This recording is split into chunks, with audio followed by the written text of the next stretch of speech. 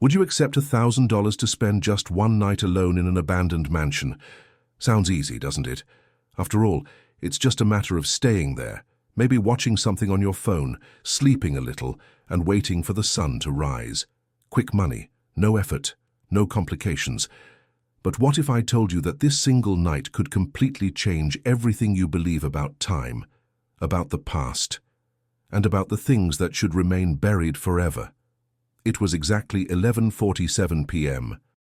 when Marcus Thompson, a 34-year-old janitor from Los Angeles, accepted the highest-paying job of his life. $1,000. One single night. All he had to do was stay in an empty mansion in Beverly Hills until dawn. Simple as that. Or at least that's what he thought. Marcus was desperate for money, struggling to pay child support, trying to rebuild his life after a painful divorce. That offer fell from the sky. Too easy to be true, right? And you know what they say about things that seem too good to be true. He had no idea that at midnight sharp, the old clock in the main room would start working on its own. And not just working, it would start going backwards, tick-tock, tick-tock, each second going backward, each minute erasing the present and bringing back fragments of a dark past. And worst of all, with each hour the clock went backward, something returned with it. Voices, shadows, presences that should never have returned. Stay with me until the end, because what Marcus discovered in that mansion will make you rethink everything you know about hauntings and hidden truths. This is the true story of an ordinary man who, in pursuit of quick money, ended up trapped in a nightmare where the past literally came back to haunt him. We're not talking about vague ghosts or strange noises. We're talking about an entire night going back in time, revealing secrets of a crime that was never solved, of an injustice that screamed for truth. And Marcus had until dawn to understand the rules of this macabre game, or he would be trapped in that night forever. Can you imagine being trapped in time, reliving the same horrors with no escape, no dawn? What you are about to discover is not just a horror story. It's a deep dive into an experience that defies logic, stirs your most primal fears, and will make you question, what would you do in Marcus's place? Before we continue with what happened when Marcus entered that mansion, I need to ask you a question. Have you ever felt that shiver down your spine when you're alone in a strange place? That feeling that something isn't right, even without being able to explain why? Leave a comment below if you've ever had an experience like that, or if you've ever accepted a job, a proposal, that deep down you knew was wrong. I really want to hear your story because these experiences connect us in a unique way. And look, if you're enjoying this story so far, if you're feeling that chill down your spine and want to find out what really happened to Marcus that night, leave a like on this video. It may seem like a small thing, but it shows me that this type of content makes sense to you, that it's worth continuing to bring you real and chilling stories like this one. Your participation here is what makes this channel grow and reach more people who, like you and me, are fascinated by mysteries, by stories that challenge our understanding of reality. And if you're not yet subscribed to the channel, now is the perfect time. Click the subscribe button and activate the bell, because every week I bring you real cases like Marcus's, stories that will make you question everything you believe about the world around you. Pain. I know this kind of subject affects us in a different way. It awakens something deep inside, and having you here in this community means a lot. We are a family of curious, courageous people who are not afraid to face the unknown head-on.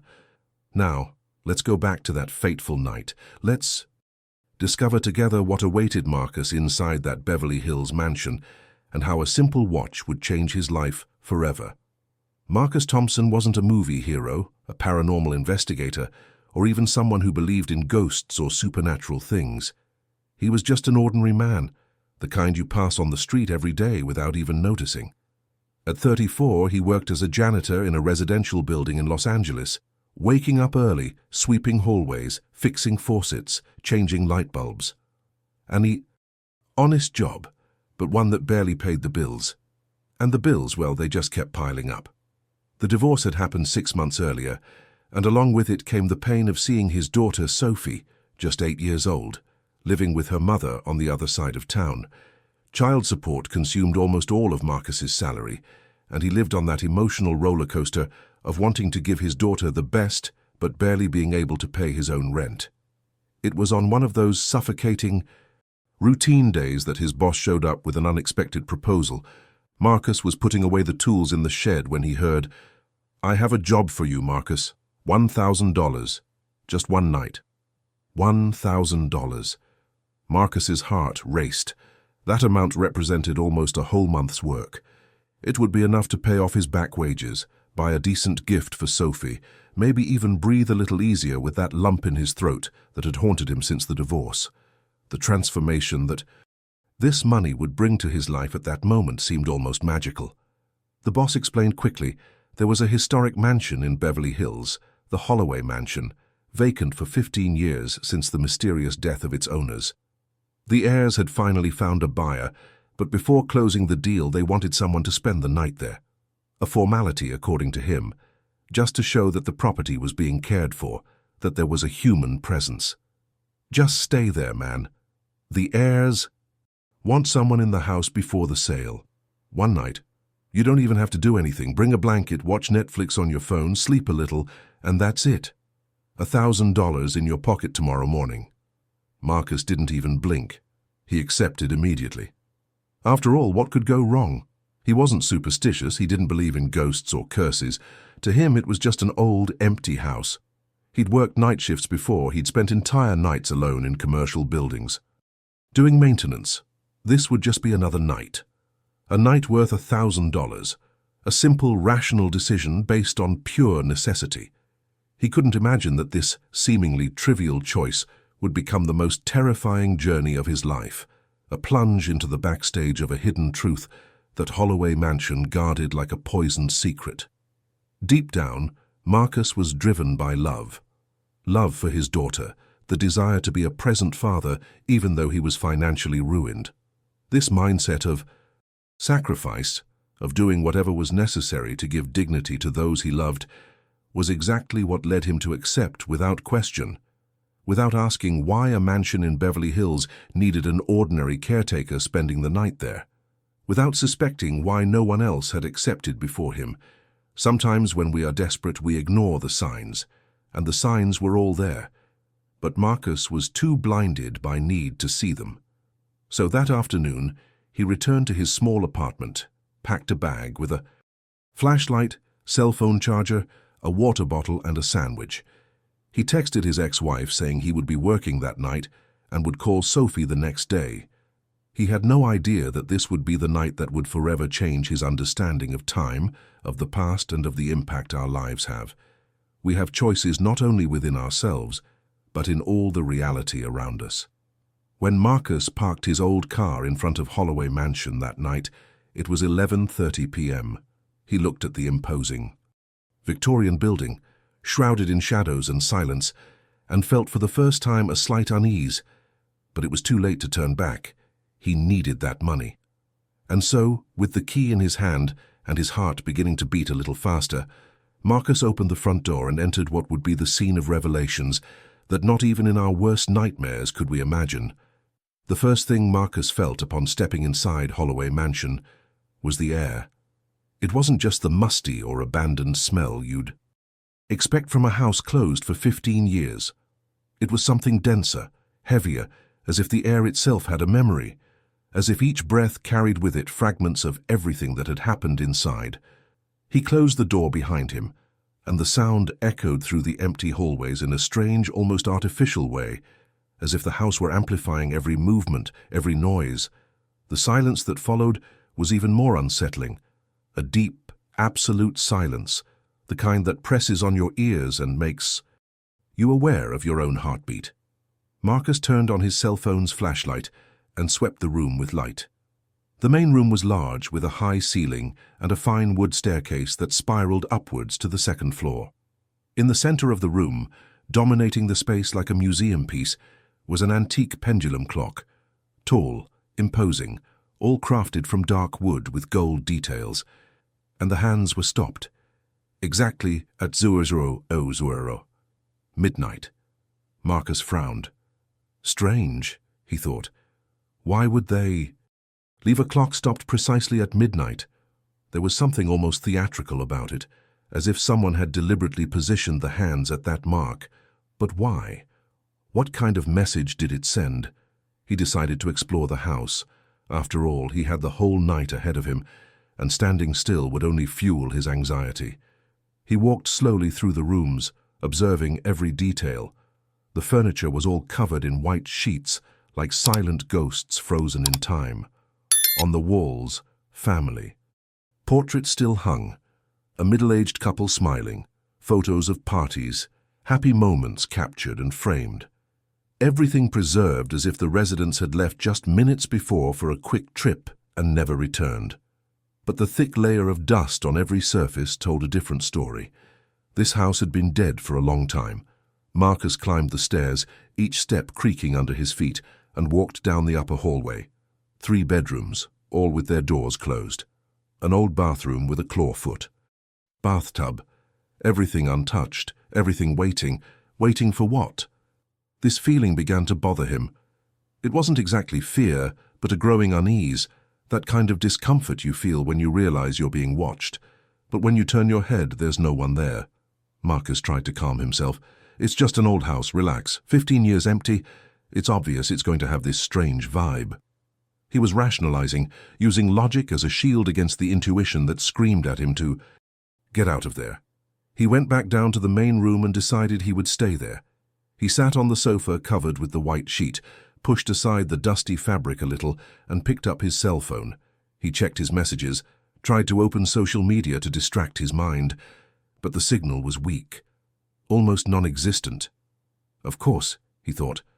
Old mansion in Beverly Hills, thick walls probably blocking the signal. Another rationalization, another attempt to stay calm. He looked at the watch on his wrist. 11:52 p.m. Only 8 minutes to midnight, 8 minutes to the exact time shown on the old clock in front of him. It was then, at 11:55 p.m., that Marcus heard it, a sound that made his blood run cold. Tick-tock, tick-tock. The clock's pendulum had begun to move, by itself. Marcus jumped to his feet, his heart racing, his eyes fixed on that impossible contraption. The pendulum swung from side to side, and the hands, which had been still for 15 years, began to move slowly. Tick-tock, tick-tock. The sound echoed through the empty room, methodical, hypnotic, menacing. Marcus approached slowly, as if he were facing a wild animal about to attack. "This isn't possible," he murmured to himself. "Clocks don't turn on by themselves. There must be some automatic mechanism, something." But deep down, in a primitive part of his brain that still believed in instincts and hunches, Marcus knew that this was anything but automatic. This was a warning, a countdown. The impact of that moment was like a punch to the gut, a silent revelation that he had crossed an invisible line by entering that house. And now, whatever the rules of that place were, they were about to manifest themselves. Marcus's journey was only beginning, and the hidden truth of Holloway Manor was about to reveal itself in a way that would challenge everything he knew about reality. The hands of the clock kept moving forward. 11:56 p.m., 11:57 p.m. Marcus took a few steps back, his breath quickening, his eyes glued to that impossible movement. And then he realized something that made his legs weaken. The clock wasn't just ticking, it was preparing for something, as if midnight were a trigger, a portal, the exact moment when the backstage of that mansion's history would finally open. When the clock hands finally reached midnight, Marcus felt something change in the air. It was as if the temperature suddenly dropped, as if the very gravity of the room shifted for a fraction of a second. He held, his breath, his eyes fixed on those hands that now showed 00 sharp, and then the impossible happened. The hands didn't stop. They started moving again, but this time in the opposite direction, backwards. 11:59 p.m., 11:58 p.m., 11:57 p.m. The clock was going backwards. Marcus blinked several times, rubbed his eyes, tried to find some logic in what he was seeing. "This is impossible," he murmured to himself, his voice trembling. "Clocks don't go backwards. That defies all the laws of physics." Mechanics. reality itself. But there it was, right before his eyes, that ancient mechanism undoing time, second by second. Panic began to rise in Marcus's chest like an icy wave. He took a step back, then another, unable to take his eyes off the clock. His rational mind tried to process it, tried to find an explanation. Maybe it was an optical illusion. Maybe he was more tired than he thought. Maybe... And it was in this moment of mental hesitation that he heard it. Footsteps, slow, deliberate. Coming from upstairs. The sound of someone walking through the rooms, treading on the old floorboards that creaked under the weight. Each step echoed through the silent house like a drumbeat. Marcus froze. His whole body tensed, every muscle on high alert. He was alone. He was absolutely certain of it. He had checked every room, every closet, every corner of that mansion before sitting down. There was no one there but him. But the footsteps continued, methodically, as if someone were searching for something, or perhaps just walking, making a silent journey from one room to another. Marcus's mind clashed with reality. Everything he believed about the world, about logic and reason, was being challenged at that moment. The transformation of a simple night's work into an incomprehensible nightmare was unfolding before him, and there was no denying it. He looked at the front door. He could run. He could simply leave, forget the $1,000, forget everything, and go away. But something stronger held him there. Perhaps it was pride. Perhaps it was the desperate need for that money. Or perhaps it was something deeper, a fundamental human curiosity to understand the inexplicable, to confront the unknown, even when every instinct screams to flee. With his hands visibly trembling, Marcus walked towards the staircase. Each step he climbed seemed like an eternity. The footsteps upstairs had stopped now, and somehow the silence was even more terrifying than the sound. It was as if whoever was up there was waiting for him. When Marcus reached the top of the stairs, the hallway was empty. The same sight as before. 3 bedroom doors, all closed as he had left them. But then his eyes caught something different. The door to the middle bedroom, the one he was sure he had left completely closed, was now ajar. Just a few centimeters, enough to let a sliver of darkness escape from inside. Marcus approached slowly, his heart pounding so hard he could hear his pulse in his ears. He pushed the door open carefully, and it swung open with a long, sharp creak. The dim light from the hallway partially illuminated the room.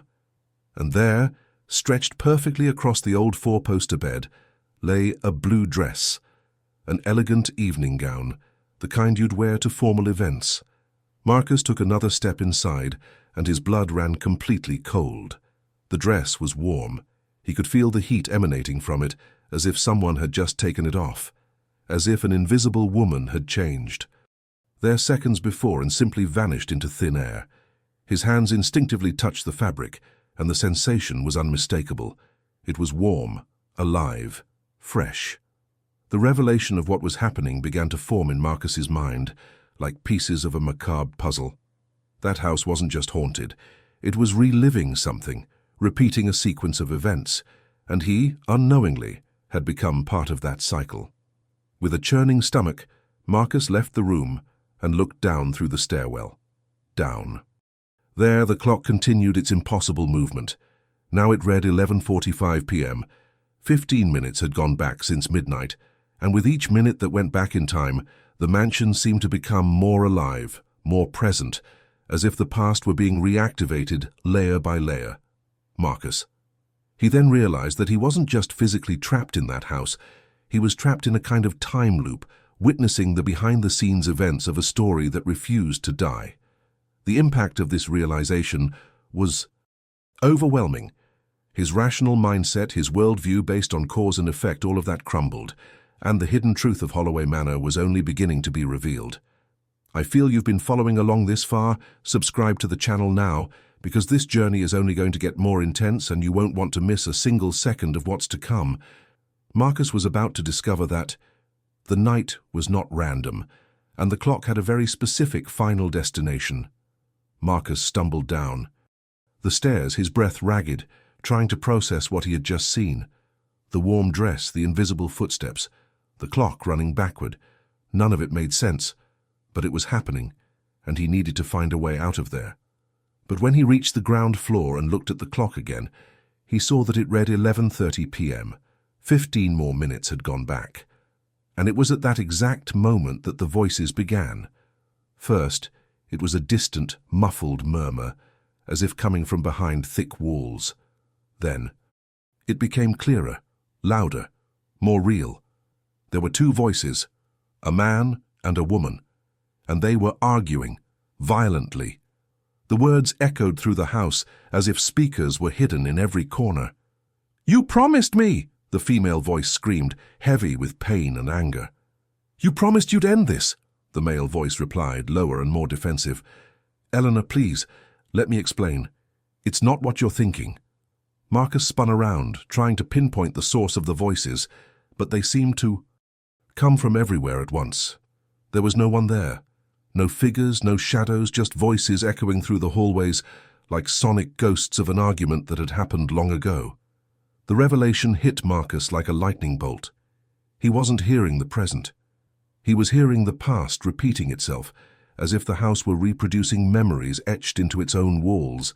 The argument continued for a few agonizing minutes, filled with accusations, tears, and venomous words. And then, suddenly, silence. A silence so profound that Marcus almost wished the voices would return. He looked at the clock again. 11:01 p.m. Another half hour had passed, and something new was happening. Marcus ran to the living room window that overlooked the side garage of the mansion. What he saw took his breath away.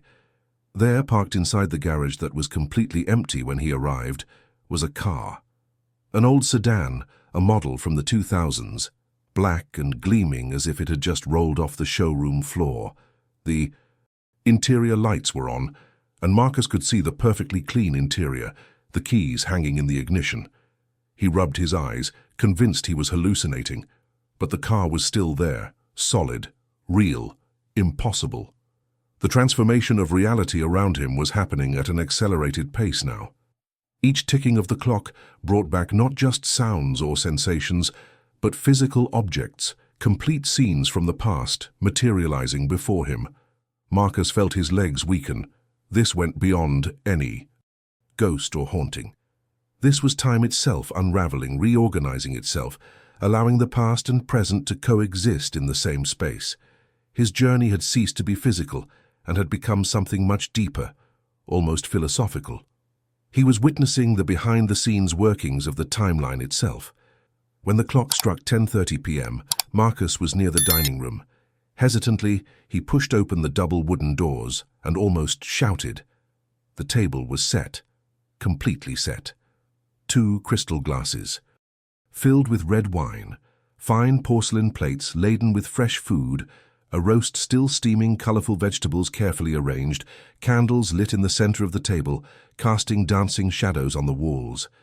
Everything seemed to have been prepared seconds before. Marcus approached slowly, extended his trembling hand and touched one of the plates. It was warm. The food was warm. The sensory impact was overwhelming. He could smell the roast meat, the wine, the candle wax. This was not an illusion. It was not a holographic projection. It was real, tangible, present. Marcus recoiled, panic finally taking complete control. He needed to get out. He needed to get out now. He ran to the front door and turned the handle forcefully. Nothing. He pushed with his shoulder. The door didn't budge an inch. It was locked or sealed, as if fused to the frame. He ran to the back door. Same thing. He tried to open the windows, punched the glass hard, but it was like hitting concrete. Nothing. Broke. Nothing gave way. Marcus desperately pulled out his cell phone. No signal. Not a single bar. He tried to call emergency services. Nothing. The screen only showed the time frozen at the moment he had entered the mansion, 11:30 p.m. Time itself in the outside world had stopped for him. The truth hit Marcus like a ton of bricks. He was trapped, completely trapped in a night that was rewinding time, reliving the final moments of something terrible that had happened in that mansion. And with each passing hour, he drew closer to the central event, the core of this macabre story. His rational mind had been completely shattered. There were no more logical explanations. There was no more denial. Marcus was inside a phenomenon he never imagined possible, and the only option left to him was to continue, to witness, to understand. Because perhaps, just perhaps, understanding what had happened there was the only way out. He returned to the main room, his body, trembling, and sat on the floor before the clock. The hands continued their inexorable backward movement. 10:15 p.m., 10:40 p.m., 9:45 p.m. With each passing minute, Marcus felt the house growing denser, more heavy, as if he was gathering energy for a final revelation. And deep down in his terrified soul, he knew that when the clock struck the exact time it all began, when it reached the zero moment of this tragedy, something definitive would happen. With his legs still trembling, Marcus left the main room and began to explore the mansion more systematically, searching for anything that could explain what was happening. He needed answers. He needed to understand the logic of this madness, if there was any. He entered the office, a room he hadn't explored before, located at the back of the first floor. The walls were lined with bookshelves filled with old books, and in the center was a mahogany desk covered in papers yellowed with age. Marcus turned on his cell phone's flashlight and began rummaging through the drawers. It was in the third drawer that he found a thick folder, full of newspaper clippings carefully organized and protected by plastic sleeves. His hands trembled as he opened the folder. The first clipping showed a headline in large letters from the Los Angeles Times, dated March 16, 2009. Tragedy in Beverly Hills, couple found dead in suspected murder-suicide. Marcus sat down in his office chair, his heart racing, and began to read. The article described in morbid detail the discovery of the bodies of Eleanor Holloway, 42, and her husband Richard Holloway, 45, found dead in their mansion. Eleanor had been poisoned during dinner. The autopsy revealed high levels of cyanide in her system. Richard was found hanged in the master bedroom. Police, after a preliminary investigation, concluded that Richard had poisoned his wife during dinner and, consumed by guilt, took his own life hours later. Marcus read and reread those lines, absorbing every word. The revelation was devastating. That mansion wasn't just haunted. It was the scene of a crime, a family tragedy that had shocked Beverly Hills 15 years ago. But it was a specific detail in the second paragraph that made Marcus's blood run cold. The report estimated that the death occurred between 10 p.m. and midnight on March 15th. The exact time window the clock was running backward. Marcus glanced quickly at the office door, from where he could see the clock in the main room. The hands now showed 10:15 p.m. The realization hit Marcus like a lightning bolt. He wasn't just witnessing the past. He was reliving, minute by minute, the Holloways' last night. Each ticking of the clock was reconstructing that fateful night, bringing back the sounds, the objects, the moments leading up to the couple's death. And if the clock continued ticking back to the exact moment Eleanor drank the poisoned wine, to the instant Richard hanged himself, what would happen? Would Marcus be completely sucked into that moment? Would he become part of that scene? Or worse still, would he replace one of them? The impact of that possibility was too terrifying to fully process. Marcus continued reading the clippings with growing desperation, searching for any clue, any information that could help him. There were interviews with neighbors describing the couple as reserved but polite. There was speculation about financial problems or infidelity as possible motives. There were photos of the mansion surrounded by police tape, detectives coming and going. But it was in the last clipping, a smaller article published 3 months later, that Marcus found something different. The headline read, "Holloway Family Disputes Police Conclusion on Couple's Death." The article was short, but it revealed that Richard's adult children from a previous marriage had hired a private investigator because they didn't believe their father was capable of killing someone, much less the wife he loved. The private investigation was never completed because the family gave up, citing lack of resources and media pressure.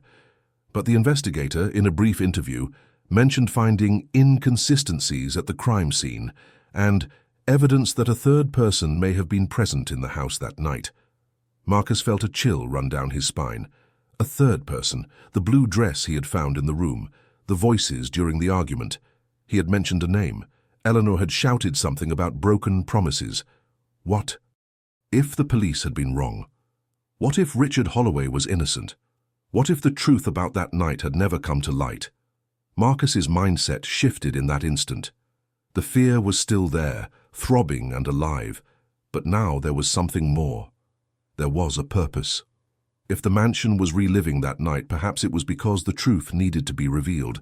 Perhaps the spirits of the Holloways, or whatever was manipulating time within, needed someone to witness what really happened. Someone who could leave and tell the true story. Marcus realized that his journey in that house wasn't just about survival. It was about justice. It was about giving voice to a hidden truth that had been buried along with the bodies. He rose from his office chair, put the clippings back in the folder, and clutched it tightly to his chest. This was proof. Evidence that something was wrong with the official story. And if he survived the night, if he managed to leave the mansion when dawn broke, he would take this proof with him. But first he needed to get to the end. I needed to see what the clock was telling me. With determined steps, Marcus returned to the main room. The clock now showed 10 p.m. 2 hours of the fateful night were being reenacted, and Marcus knew with a certainty that chilled him to the bone that the climax was near. When the clock struck exactly 10 Wahausid p.m., the dining room began to glow with a soft, ethereal light, as if illuminated by invisible candles. Marcus held his breath and watched, paralyzed, as translucent figures began to materialize before his eyes. They were like living holograms, made of light and mist, but with such sharp details that he could see the expressions on their faces, the movements of their hands, even the glint in their eyes. There they were, Eleanor and Richard Holloway, seated at the dining table that Marcus had seen set with steaming food just minutes before. They spoke softly, smiling at each other, and what shocked Marcus most was the visible happiness between them. There was no tension, there was no anger, just a couple at an intimate dinner, enjoying each other's company. Marcus approached slowly, afraid that any sudden movement would shatter the vision. He could hear the voices now, clear as crystal. Richard was praising the food. Eleanor was laughing at something he had said. There was a genuine tenderness there, a connection that completely contradicted the official narrative of a man who had supposedly killed his wife. Marcus felt a lump in his throat. These weren't murderer and victim. They were two people who loved each other. And then, like a bomb exploding in slow motion, the kitchen door opened. A third figure entered the scene. A younger woman, perhaps in her 30s, with dark hair and a hard expression. She wore the blue dress, the same one Marcus had found in the bedroom, still warm. The impact of the revelation was instantaneous. The mistress, the third person the private investigator had mentioned. She was there that night, and her presence changed absolutely everything. The young woman stopped in the doorway of the dining room, her eyes fixed on Richard with a mixture of pain and fury. "You promised you'd tell her," she shouted, her voice breaking. "You promised you'd end this marriage and be with me. How many times are you going to make a fool of me, Richard?" Eleanor dropped her fork onto her plate, her face turning pale. She looked at her husband, then at the young woman, processing this impossible intrusion. "Who is she, Richard?" Eleanor asked, her voice trembling between shock and growing anger. "What's going on here?" What followed was chaotic and devastating. Richard tried to stand, tried to explain, but the words came out truncated and desperate. The mistress began shouting accusations, revealing intimate details of an affair that had lasted for months. Eleanor, tears streaming down her face, retreated to the head of the table, grabbed her wine glass and, in a gesture of utter despair, drank it all at once. As if she wanted to drown the pain, erase reality, make that moment disappear. Marcus saw everything in horrific detail. He saw the mistress's eyes widen for a fraction of a second, an expression not of surprise but of confirmation, as if she had been expecting exactly that. Seconds later, Eleanor began to cough. Her hands went to her throat. Her body began to convulse. She fell to her knees on the floor, her mouth foaming, her eyes rolling. Back, Richard screamed and rushed to her, holding her in his arms, begging her to stay with him. But Marcus saw. He saw the mistress stand there, watching coldly, doing nothing to help. And then, in a revelation that made Marcus's stomach churn, he understood. It wasn't Richard who put the poison in the wine. It was her. The mistress had poisoned Eleanor's glass before dinner, knowing that at some point during the evening, in a gesture of celebration or despair, Eleanor would drink it. The transformation of the scene from a supposed crime of passion to a premeditated and calculated murder was terrifying. Marcus watched, unable to intervene, as Richard held his wife's lifeless body, sobbing uncontrollably. Then the mistress approached him, her voice cold and calculating. "The police will think it was you," she said. "You were here. You two fought. Everyone will believe you killed her because of me, unless—" She left the sentence hanging, laden with threat. Richard looked at her, with horror and incomprehension. "Unless you make it look like suicide," the mistress continued. "If you hang yourself, they'll think you killed her and couldn't bear the guilt. I'll disappear. They'll never know I existed. But if you don't do that, I'll tell everyone you asked me to help you kill her. I'll say you planned everything." Marcus watched Richard crumble. He saw an innocent man, shattered by loss and shock, being manipulated and threatened in the most vulnerable moments of his life. Hours later, Richard climbed the stairs like an automaton, entered the room and fulfilled the macabre agreement, not because he was guilty, but because he was too broken to fight. The hidden truth that Holloway Manor held was this: Richard Holloway was innocent. And the real killer, the woman in the blue dress, was never investigated, never arrested, never paid for what she did. She simply disappeared into the night, leaving two bodies and a false story behind. As the vision began to fade, Marcus fell to his knees, tears streaming down his face. He had witnessed a terrible injustice, a truth that needed to be told. His journey through that mansion now had a clear purpose. And while the ghostly figures vanished, Marcus glanced at his watch. It had stopped at exactly 9:45 p.m., 15 minutes before the fateful dinner, as if giving Marcus a chance, a moment to decide what to do with what he had discovered. The silence that followed the disappearance of the ghostly figures was unlike any other silence Marcus had experienced that night. It was a silence heavy with expectation, as if the mansion itself were breathing, waiting.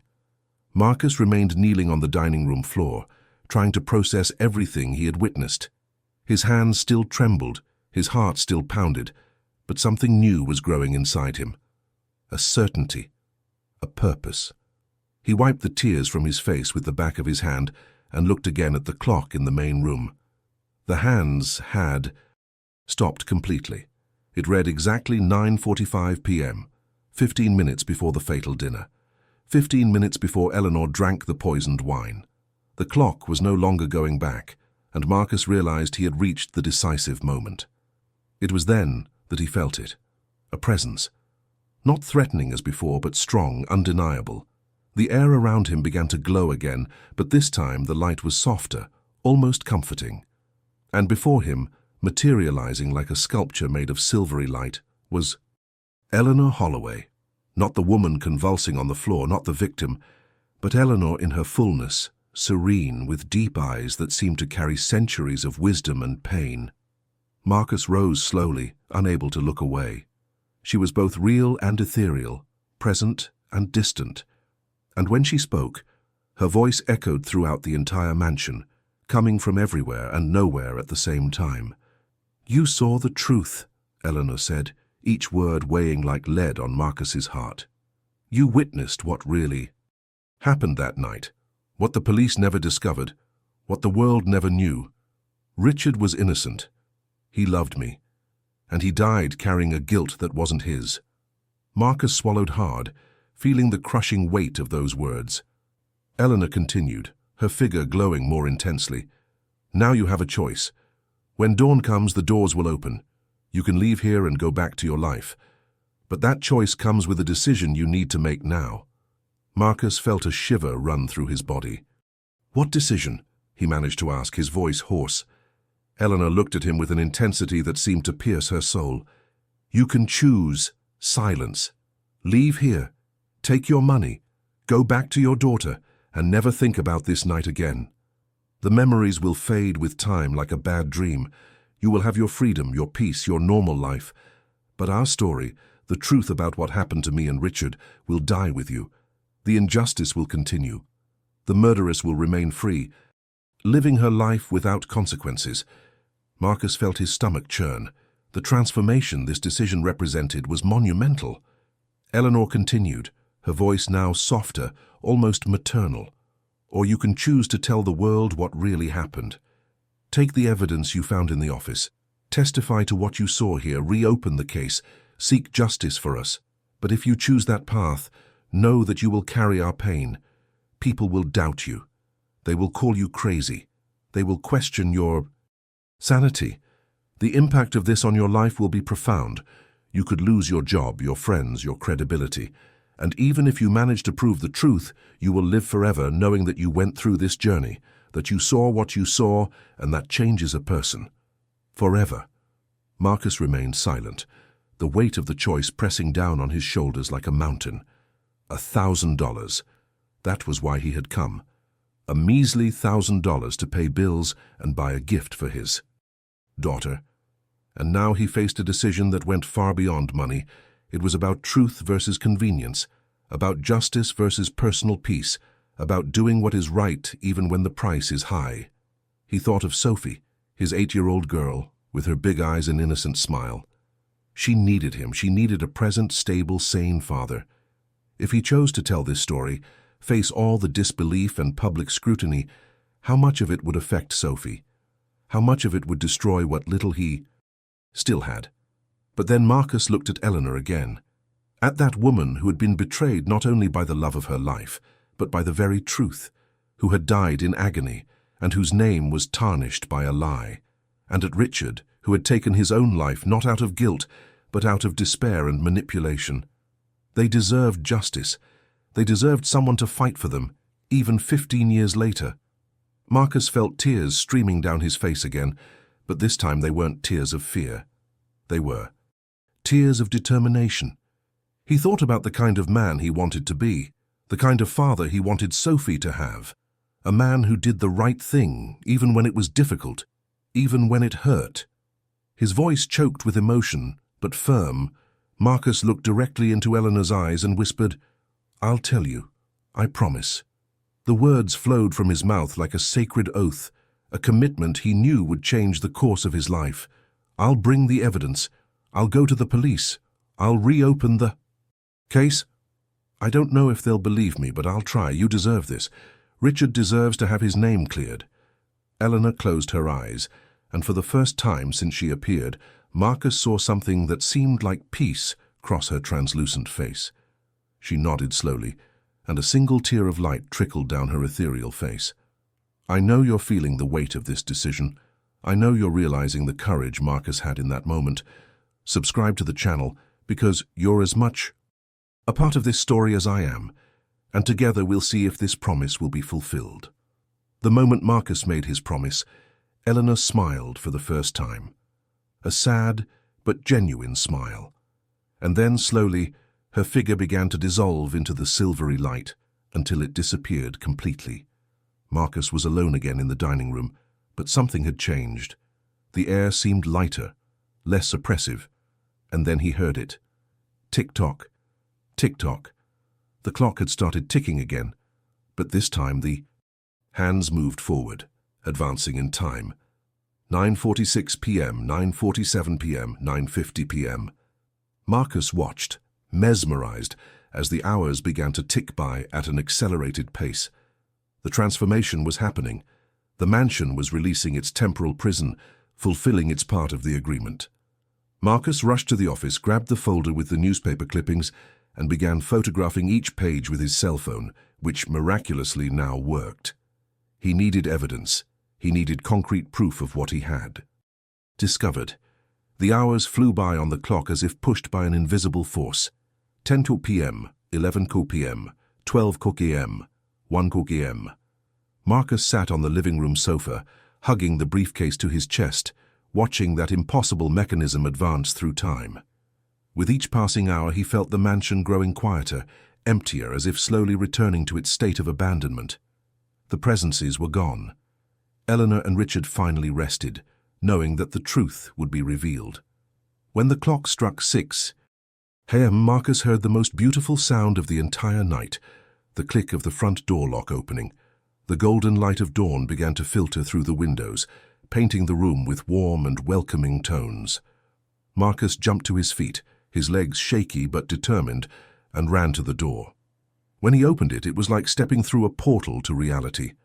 The fresh morning air filled his lungs, the bird song echoed in his ears, and the sight of the garden wet with morning dew was so beautiful that he fell to his knees right there on the damp grass and wept.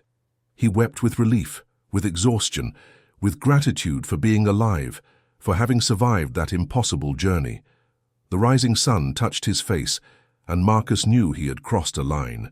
He was no longer the same man who had entered that mansion 12 hours earlier. This experience had changed him at the deepest possible level. 2 weeks passed in a haze of disbelief and determination.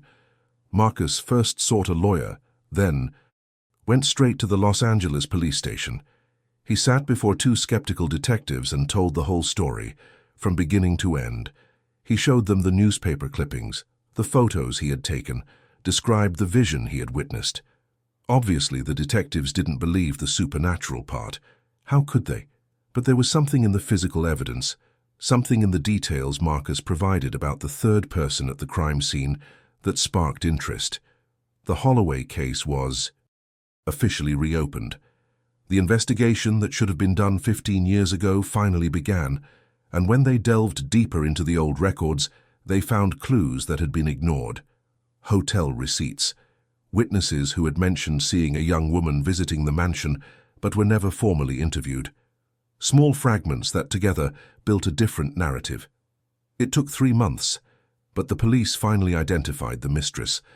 She was living quietly in Santa Monica, now 50 years old, under another name, married, with a seemingly normal and respectable life. When confronted with the new evidence and the pressure of the renewed investigation, she crumbled. In a twist that shocked even the most experienced detectives, she confessed.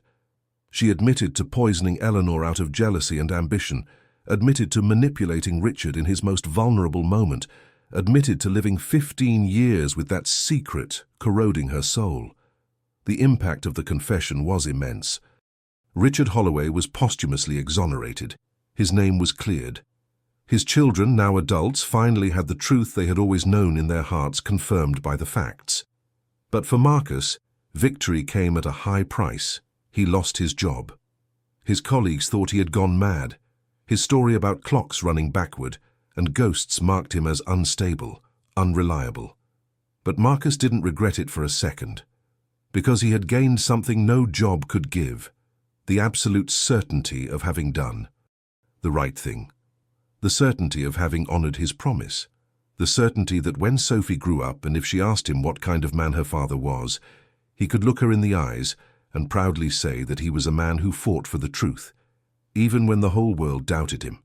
Every night before going to sleep, Marcus silently thanked God for having left that mansion alive, for still having the opportunity to hug his daughter, to see the sunrise, to live. Holloway Mansion remained standing for several more years after the killer's arrest. It became a kind of morbid attraction for curious onlookers and paranormal enthusiasts who wanted to see the place where one of Beverly Hills' most bizarre crimes had occurred. But the heirs, having finally closed that painful chapter of their lives, decided it was time to let the past rest for good. In 2024, the mansion was demolished.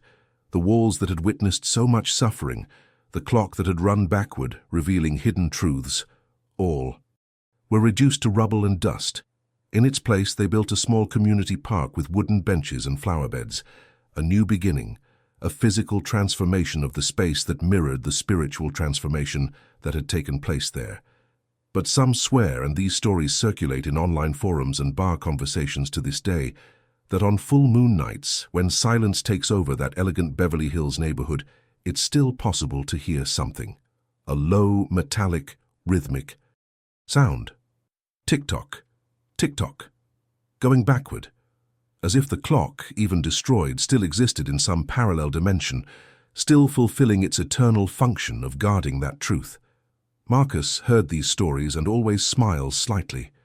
He knows that some places leave marks on the fabric of reality that go beyond the physical, that certain truths, once revealed, echo forever in time and space. As for Marcus, his life took turns he never imagined that night he accepted $1,000 for a seemingly simple job. He now works as a night security guard at a natural history museum in Los Angeles. It's a quiet, solitary job that gives him time to think and reflect. He walks the silent corridors among dinosaur skeletons and ancient exhibits, and feels a strange peace in being alone at night. But it's not the same kind of solitude he experienced in the mansion. This is a chosen, controlled solitude, without macabre surprises waiting in the shadows. His colleagues respect him. They know he's been through something, though most don't know exactly what. There's a seriousness to him, a depth that people perceive even without fully understanding. The impact of that night shaped every decision Marcus has made since. He never again accepted jobs that seemed too easy. He never again took shortcuts. He developed a mindset of questioning offers that sound too good to be true, because he learned the hard way that some opportunities come with a price that no amount of money can buy. Not a price in dollars, but in sanity, in peace of mind, in restful sleep. And Marcus values these things now in a way he never did before. His relationship with Sophie also changed. He is more present, more attentive, more honest with her. When she turned 10, he finally told her a simplified version of what happened that night. He said that her dad had helped solve a very old crime, and that because of that, two people who had been wronged finally had their names cleared. Sophie looked at him with those big, admiring eyes and said, "You're a hero, Dad." Marcus doesn't consider himself a hero. He considers himself merely a man who did what had to be done when faced with an impossible choice. But to Sophie, and perhaps to Eleanor and Richard resting in peace, he is indeed a hero, someone who risked everything to bring the truth to light. Marcus still keeps the original newspaper clippings in a box in the closet. From time to time, on nights when he can't sleep, he takes them out and rereads them, remembering that impossible journey. And whenever he feels tempted by an easy decision, by a shortcut, by a promise that shines too brightly, he remembers the clock ticking backward and the voices echoing through the empty mansion. The question that remains, and that Marcus frequently asks himself, is this: how many other hidden truths are out there, waiting to be revealed? How many other injustices lie dormant in the background of history, waiting for someone brave enough to bring them to light? And even more importantly, if you were in Marcus's place, if you had seen what he saw, witnessed what he witnessed, would you have had the courage to make the right choice, even knowing the price you would pay? It's easy to judge when we're safe in our homes, watching a story on screen. But when it's your life, your job, your reputation at stake, when you're alone in a haunted mansion with an impossible clock counting down the seconds, the decision isn't so simple. Marcus learned. That courage is not the absence of fear. Courage is doing the right thing even when you are terrified, even when everything inside you is screaming to run in the opposite direction. And that lesson, that profound character transformation, was worth far more than $1,000. It was worth more than any amount of money could be worth. So I leave you with the same question Marcus asked me when we talked about this story. Would you accept spending a night in a haunted house for $1,000? Knowing now that the past can literally come back to find you. Knowing that you might be forced to make choices that will change your life forever. And this is where Marcus's story ends, but the reflection it leaves behind remains alive in each of us. If you've made it this far with me to this final moment, it's because something in this story touched you in a special way. Perhaps it was Marcus's courage. Perhaps it was the injustice that Eleanor and Richard suffered. Or perhaps it was simply the mystery, the inexplicable. That which reminds us that the world is much bigger and stranger than we imagine. I feel this video made you feel something. I know it made you think. If it gave you goosebumps or moved you, leave a like below. This simple gesture shows me that the connection we created during this journey was real, that you weren't just passively watching, but living the story with me. And if you want to continue exploring real cases, inexplicable mysteries, stories that challenge our understanding of reality. Subscribe to the channel now. Every week I bring a new story like this, with the same depth, the same emotion, the same commitment to making you think and feel. And leave a comment below with the phrase, "I would have told the truth." I want to know how many of you actually made it to the end of this story and, more importantly, if you would have had the same courage that Marcus had. The comments create a community, a space where we can truly talk about these experiences that transform us. There's a video over here that perfectly complements this story with another real case that will leave you questioning everything again. Click and continue with me there, because the journey doesn't have to end here. And remember, sometimes the hardest decisions are the ones that truly define us. Until the next mystery.